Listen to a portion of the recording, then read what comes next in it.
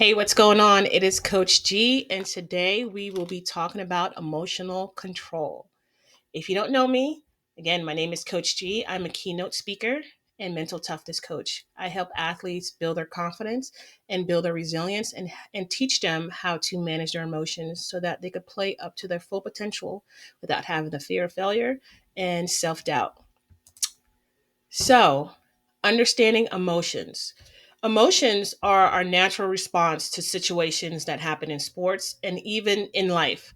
So, emotions like excitement when you score a touchdown, when you make a tackle, those are the emotions of excitement. Or you could be frustrated if you missed a tackle, if you dropped a pass, if you threw a pass too long, or if you threw a pass too short. Those are some emotions that pop up are frustrations. Or it could be emotions of anger, like your coach benching you, like your teammates not playing together as a team. You don't feel you have a cohesive team culture, and nervousness. Let's say before every game you get a bit nervous, or before a championship game, or a game where you have family and friends who's coming to watch you for the first time. These are all natural responses to these events. But how you respond can make or break your performance on the field. Emotional control, it's a skill, meaning you can learn it and you can develop it if you practice the strategies that I'll teach you. I'll be teaching you one. And so, with it being a skill, it allows you to stay composed under pressure and handle mistakes and perform at your best, even when the game is intense. So, I'm sure you've played in some intense games and your emotions may have gotten the better of you. So, if you learn how to manage your emotions, you'll learn how to play best during these situations.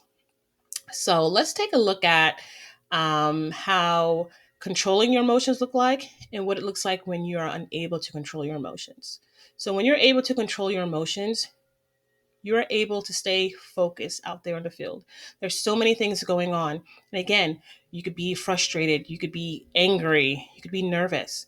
And when all of those things are happening to you, it's hard for you to stay focused in the present moment.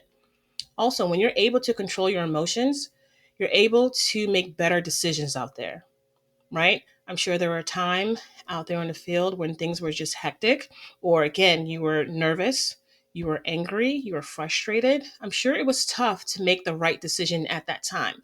When you're able to control your emotions and bring yourself to the present moment, it is so much easier to make better decisions.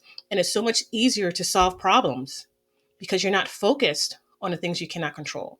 You're not focused on the things that made you angry or got you frustrated, right? You're in the present moment and you're able to make better decisions and solve problems.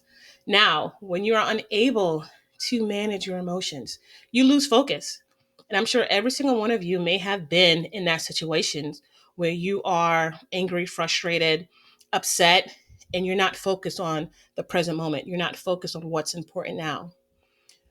When you're not able to manage your emotions, I'm sure you are overreacting from certain things. Again, a referee giving out a penalty, overreacting. And we've seen it in pro football where a football player will overreact over a simple call. I see it all the time. They're unable to manage their emotions. And when you're unable to manage your emotions, you're making impulsive plays that can lead to costly mistakes and even penalties for your team. I'm a huge football fan, so I've seen it in my team that I love, Philadelphia Eagles, when they are making plays and they're unable to manage their emotions and they're making these simple mistakes and costing the team a penalty. It's because they're unable to manage their emotions. Now, there are several techniques that athletes can use to manage their emotions, and one that I'm going to teach you today is very, very simple. It's all about breathing. It's all about breathing. So, when you use a breathing technique to control your emotions, it slows your heart rate down. It also calms your nervous system. And deep breathing, it signals your body to relax by activating the parasympathetic nervous system, which counters your fight or flight response. So when you're up here on the emotional scale, when you engage in that deep breathing, it allows you to calm down. It allows you to relax. It allows your heart rate to slow down. And with all of that, it helps you to bring your focus back to the present moment, back to what's important now. You are no longer focusing on the penalty. You are no longer focusing on the drop pass. You're no longer focusing on what went wrong. With having that breath as your anchor and bringing you back to the present moment, that's what you're focused on. And it's very important as athletes that we stay in the present moment. So one of the simple breathing exercises that I like to teach my athletes is called the 6-2-8. Now, when I work with my athletes and we create their pregame routine, when we do it before a game, we engage in the 6-2-8 probably about 5 to 8 times. And you could do it before a game about 5 to 6 times. Now, during a game, during a timeout, you could do the 6-2-8 breaths probably about 3 times. And in between snaps, you could do it between 1 to 2 times.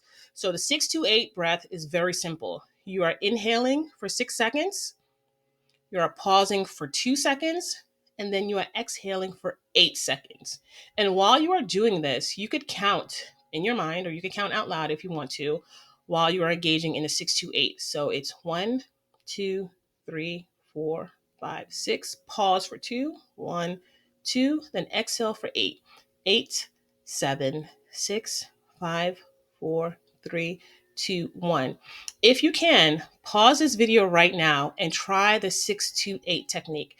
I guarantee it, after you do about 1 or 2, maybe even 5, you are going to feel much more relaxed, much more calmer. So imagine this is how you feel after you get a penalty called or after you drop a pass. Engage in the 6-2-8 breaths to allow you to bring yourself back to the present moment and calm down. So as always, I always end with a quote. And this quote is one of the best I've seen about emotional control. And it goes, "You will continue to suffer if you have an emotional reaction to everything that is said to you. True power is sitting back and observing everything with logic. If words control you, that means everyone else can control you. Breathe and allow things to pass." So I hope this quote helped you. I hope this technique of the 6-2-8 breaths has helped you.